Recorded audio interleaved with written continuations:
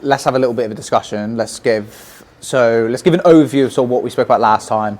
What's gone well from that point to now? Yep. What maybe you feel has been difficult? Yep. Just get a bit of an understanding and be a little bit real about, you know, swing changes and actually how difficult they are, right? So, at first, after here, where it just always like feels quite easy when you're pressing against me, and I can quite quickly kind of understand the concept of then going back to the studio and trying to find those feels again was pretty difficult. I as well think that like I was just getting in there and just like hitting full shots. So then like you were trying to apply all this force and like you've just got no time to make those changes.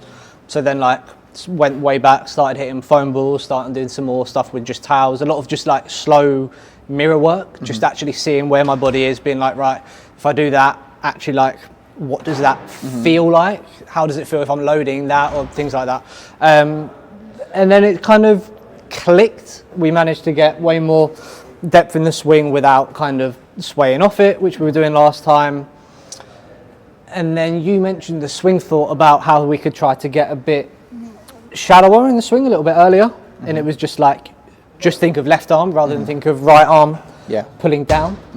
And that just like clicked quite quickly. I always think the best way for a player to be able to translate a swing thought is to be able to do something that their brain can connect with. Like it's all good and well, like telling you to drop it under and like, I don't know, so loads of people like to talk about like right elbow and stuff, but you're a left side dominant player, right? So your thought process needs to be where that left arm is living in space, right?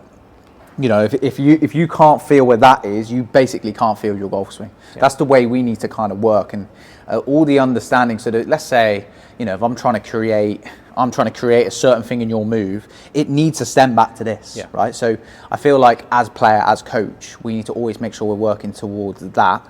So like every bit of feedback I give, how do we tunnel it in so that we can get more awareness in this general area? Like that's where your money is made. Like you have so much better awareness of this spot, this part down your arm, one being a little bit more dominant sided on your left side, gives you a little bit of a better chance. But just controlling the swing with the lead arm anyway is something I would teach anyway. But obviously I've seen it, it looks way better. The ball flight looks way more controlled. Let's go over a couple more things, because there is a couple of things I've spotted. So if you hit a few, I'll get a couple and record, and we'll have a chat about it.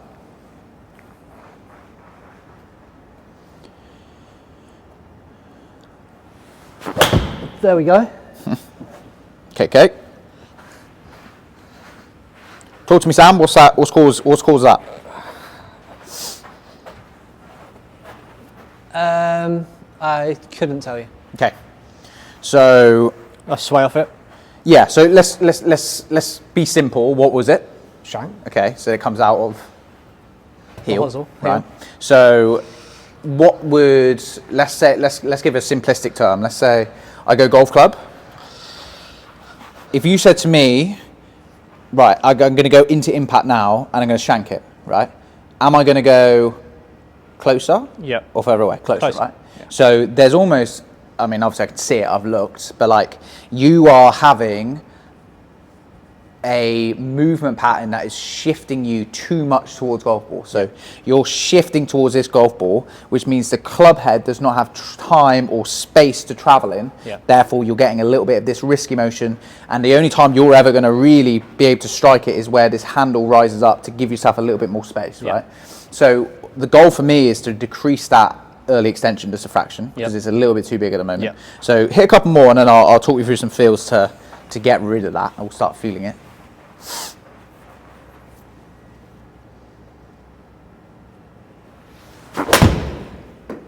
Okay, good.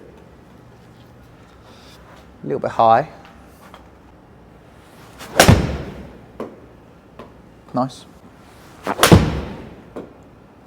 little bit skinny, not bad. Let's watch right side. Okay, so let's be aware of what's happening lower body wise, right? So lower half is where so we spoke about this before, you have an extremely high vertical, right? So you can apply a lot of pressure out of the ground, right? Now we see this, and unfortunately the direction we're pushing it in isn't a direct upwards, right? So it's more of a shift towards, but it's such an aggressive manner, it happens like this, right? So I don't think you do a terrible job in the backswing. I think you create a little bit of room in this sort of lower half area, so I can see a bit of space in between left and right leg. I think there's always a certain amount I like to get to. I would say that's probably fractionally under, like so fractionally under rotated lower half. And then if you get into a freeze position in the top of the backswing for me. So what you've done there, you've created a little bit more room, right? So a fraction more room. What I'd say, get it going just a little bit more, right? So there's a little bit more room there. That's going to get in a little bit more depth. That'll make your life a little bit easier. Now the thing is, for you, the early extension is all coming out of this side, right? So this right leg is pushing, driving. That follows, right? So one of the feelings are, if I put this club here and I ask you now to get down to ball, what's your first move now going to be? Correct, right? So your first move is then going to go from being there to being here, and it's almost creating a bigger gap, right? Like if I said to you to start that move, go to the top of the swing again for me, go to that move and just don't snap that club for me, and then go, right? That times it better, right? That would get rid of that, because the problem is that initial force happens so early. That's what creates the early extension. That's what causes you to have to stall and stand up, right? And that, obviously sometimes you will time it and you'll hit it great. But having a high handle like so, the face manipulation gets too high, right? So I want to see more of this like lateral, hold this right leg, don't let this sort of like fire through, then start to see the rotation later, okay? I found this really interesting, Jack, saying rather than stop doing something, to express the force in a different direction. So rather than thinking up, think a lot more left. I've always known early extension, what it is, what causes it. A lot of the coaching I've had in the past has said, right, but just stop doing it. Which then like you can do if you then become a lot less explosive. Jack mentioned earlier that like I've always had quite a lot of vertical force. It's just been in the wrong direction basically, and which is making things inefficient. So this feel of turning the body, getting left, then pushing the hip back really seemed to help. Felt really strange at first. My left hip actually afterwards really felt quite like it had been worked. I don't think I've ever kind of felt left hip rotated in the swing, so that was really interesting. Almost felt like I was doing some mobility work in that left hip, but really starting to make sense at this point, the feels that Jack wanted me to have, and actually how I could stop early extending. Just knock one out there. Don't worry too much about distance.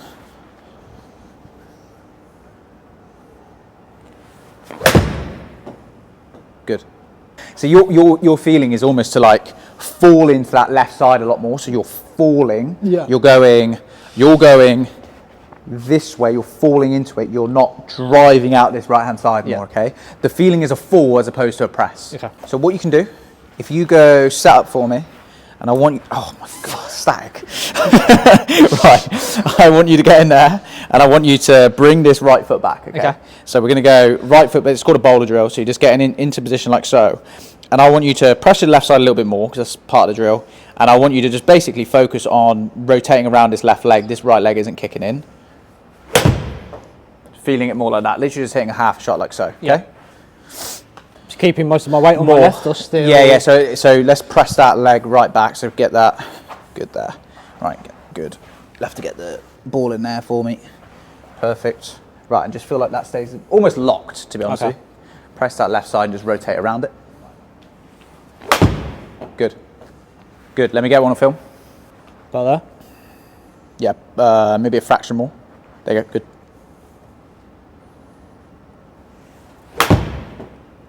So just look at the softening from top, because now you can't drive it forwards. It's less. You've lessened the amount of what this can start to do, right? This can't go in that direction so much. It's going to move much more towards that lead foot, just plain and simply because you can't apply the pressure in that way. A good thing you can sort of do, and we don't have range baskets here, but like you can do a shin breaker drill. So you can almost put like a range basket over your toe. Like put your foot into a range basket. And then do swings from there, because then every single time you go that way, that's gonna hurt. Right? I mean, it's a shin breaker for a reason, right? Definitely feels like it.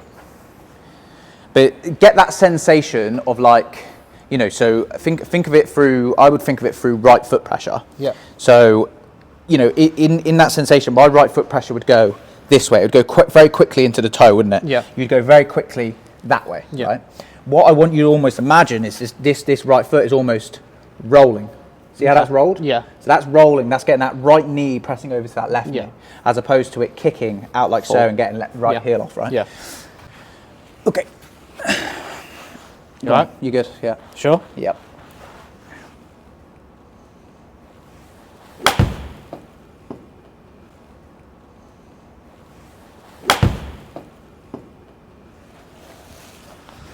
That feel a bit different?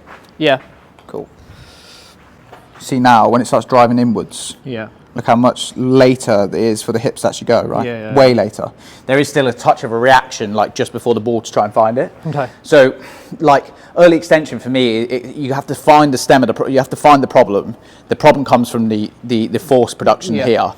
And then for me, it's then trying to find out actually how you keep them forces almost going backwards, not going this direction, right? Yeah. So, you know, a lot of stuff sort of using walls, using, you know, ideas to push yourself backwards in this direction. So everything should almost be pushing Away. Yeah, so the big thing is like trying to create force. As your arms go down, you jump back. Yeah. That's the idea, right? Okay. Like if the hips are constantly feeling like they're pressing backwards, you're in a good spot. Yeah, okay. Yours currently obviously driving that way, far forward. and then clubs go in. Yeah. It's almost like you're feeling here.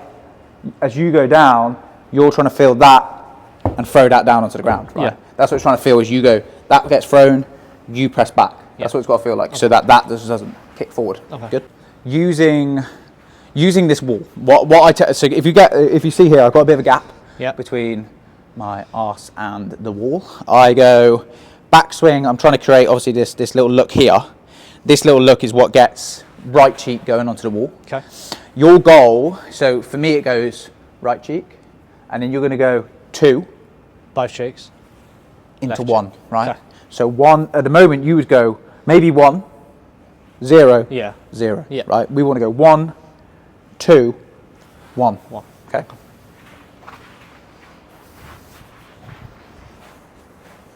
So 1, 2, 1. Does that feel a bit different? Oh, I went 1, 2, 0. Okay. The last one's sometimes quite difficult for people because that's where your force is almost being pushed to. That suggests that you're being pushed in that direction. that way, Okay, yeah. you're not pushing back. 1, 2, 1. Good. 1, 2, 1. Good. And again. 1, 2, 1. Good. Any sensations you're getting there from that? Feels really different over my left hip. So how you're working into left hip? Yeah, I probably don't actually like rotate over my left hip. It's because you're going there, right? So you don't need to rotate, Yeah, you're now extending. it actually feels like I'm having to internally rotate that left hip. I always say it like you're replacing one force with another usually in the golf swing, right? And so if you have the force of extension, you should be trying to replace that, in my opinion, with a little bit of flexion and a little bit of rotation. Yeah, that's what I'd personally try to do, yeah. right? So like you combine them two, and all of a sudden, that's pretty hard to do, right? Yeah. That's the way I would start looking at it. Start feeling it. You can do this like this sort of stuff. You can do at home. You can do this while you're on the range. Obviously, you've got inside facility, so you can use a wall. I'd be doing lots of that. So I'd be structuring the practices in a way where I can go a little bit of that, a little bit of that drill, a little bit of the shin breaker drill. And then just trying to get, in the gym, those sort of ideas of medicine ball, that sort of stuff. Like you can do so much stuff to train this motor pattern because it really is a motor pattern thing, and just getting the brain to understand the kinematic sequence of when to do certain things, right? That's all it is. Yeah. It's good. Go again. Hit a full, I don't know which got it. So just kind of show me a couple more.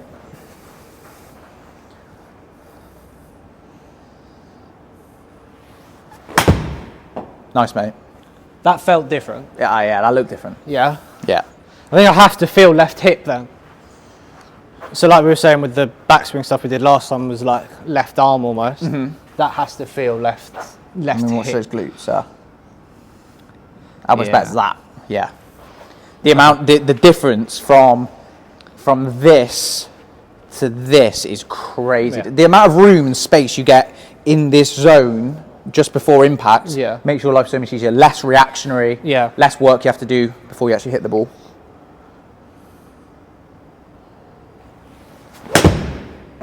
Get back. Oh, that looks different through the ball. Huh? That looks incredibly different through the ball. Yeah, incredibly different. It feels. I think that's just that left. If I can clock that left hip feeling. Yeah, and like I say, it's because that's where the force is pushing you. That's why that one is so important, because it's a result of doing the good forces beforehand. Yeah. Let's have a good one from there.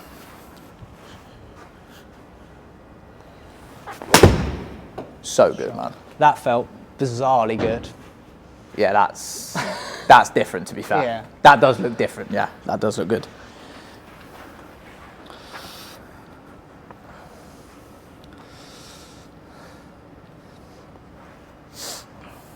Keep the speed low. So one thing, you know, if you this applies to everyone, but if you go and you start getting too comfortable, don't just start increasing speed. I got it now. Like keep it down. I think that's what I've always done in the past. Keep letting the brain figure it out. That's what you got to do.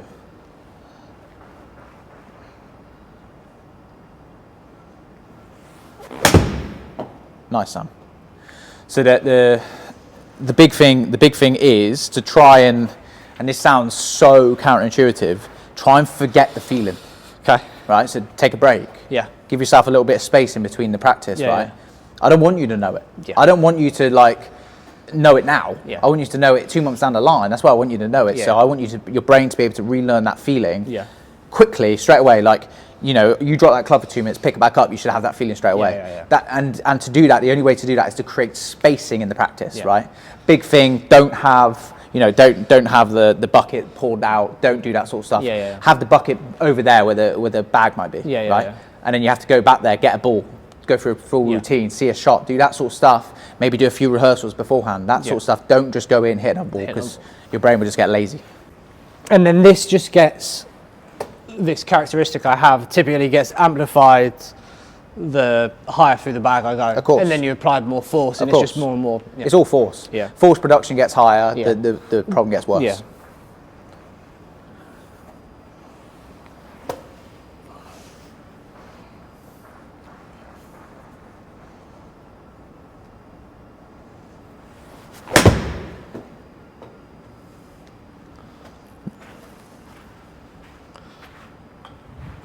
Interesting.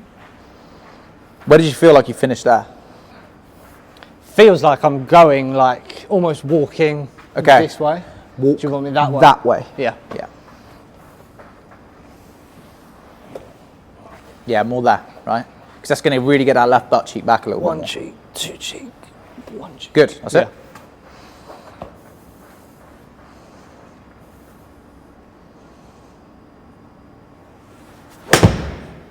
Good try. Good try. So I find that a lot when someone does a new force where they go in a different direction. You don't catch yourself because your brain isn't prepared to be there, right? And then you do 2 or 3 more swings. You go, okay, I'm going to catch myself this time, right? Because you're prepared to be there.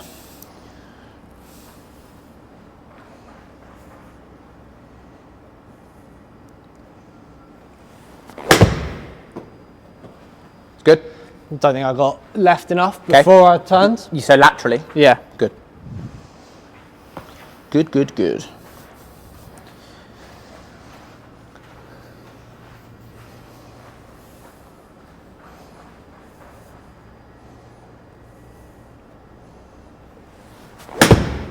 Swing, Sam. Nice. Yeah.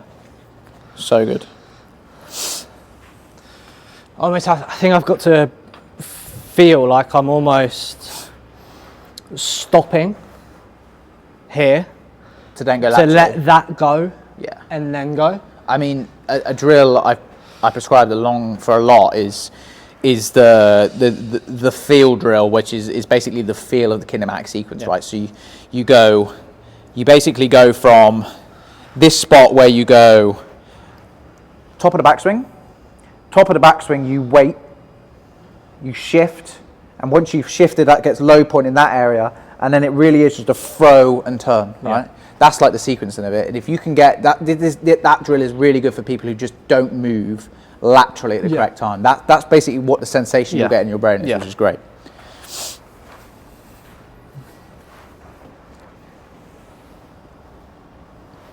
Good. And then get that left butt cheek on it.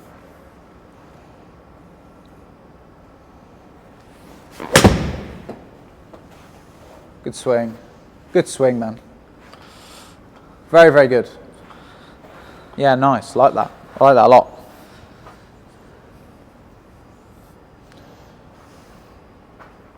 How's she feeling? Again, it's just I'm just trying to get that left hip. Yeah. But like, again, that doesn't feel. This feels like half a swing. Yeah. Okay. That felt just like a half speed swing. Okay. And it's slower than I normally am, but it's not much. It's like 10% or something. Yeah, like yeah, 100%. So you're going to notice when you start doing this and you start to increase the speed, you're going to notice the speed jumps quite heavily, right? Because you got to think before you were having power leakages, right? So you have all this speed in those legs, and you're just having, when you get this early extension, it gets you out that kinematic sequence, right? So now you're going to get into a spot where you go much more. So if you look from that angle, I go top of the swing, and then you go into this nice lateral phase. You then get the vertical, you get this, then you start going into this rotational phase, and then you can actually unlock the speed going up through the body, out through the golf club, right? Yeah. And you get the centrifugal force coming out the club. That's what you're looking for, and that's what you weren't doing because you were losing it through this power leakage, because the first thing you would do is go this way, and it's you just lose all so that inefficient, basically. Just losing the efficiency of speed, that's all it is. Yeah. But yeah, that's the big difference.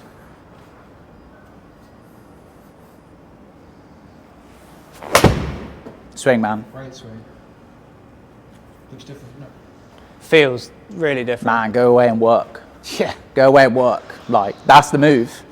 If you're looking, when we're talking about consistency, like the club traveling and having zero interruptions, that's where it comes from. I'm not even thinking about club face. Yeah, I know, it's just coming out square. Come out dead straight. You know what I mean? The club's not having to do anything. Yeah. If it's not having to be manipulated, how much easier is it just to keep it there, right? Yeah. And it's such a more natural, and then you start actually focusing on hitting golf shots and target, the face is only going to get squarer. It's only you're going to have more awareness of where the face is anyway. So like, it's going to get better and better as you get more knowledge of this field. You're in the baby steps of this field. You wait till you start doing more wall work. You wait till you start doing more fields at higher speeds, and you actually start being able to control that at high speed. Mate, it's going to be a different grade class. Sweet. Again, so finished the lesson, super excited, couldn't believe how, I don't want to say easy, but how easy it felt finding strike in the middle of the club face, what the ball was doing, at something that did feel really slow. Normally club head speed with it was an 8 iron is anywhere between like 88, 90 something. These were about 81, 82 miles an hour, although it didn't feel like I was swinging quickly at all. Jack mentioned I was just getting sequencing correct and actually using my forces in the correct order to help the force flow more efficiently.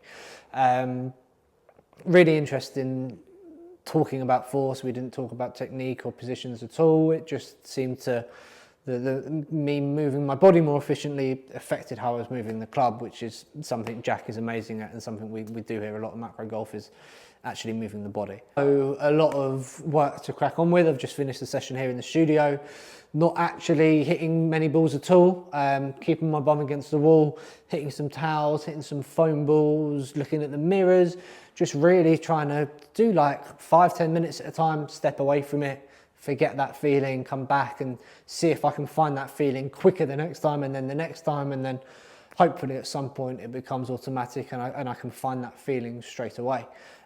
So yeah, a lot of work to do, really excited for this next part, and see what we uncover next time.